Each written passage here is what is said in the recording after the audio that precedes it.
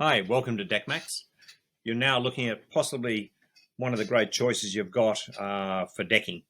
So the reason I want to highlight the difference between our two clips is one clip is what we call the original clip.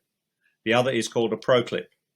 So the original clip is what I started with. The original clip is if I use a biscuit cutter and it cuts a cut in the side of the board, then this little biscuit sits inside it, and at the end of the day, it looks the same.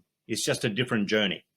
However, when we started working with contractors, they were looking for a faster process. So what we ended up doing was doing our own timber, and we would profile it. We would even put an end match in it.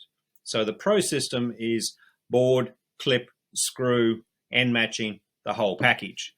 But don't discount the original option, especially for a DIY situation where you've actually got, you can choose to buy your own board.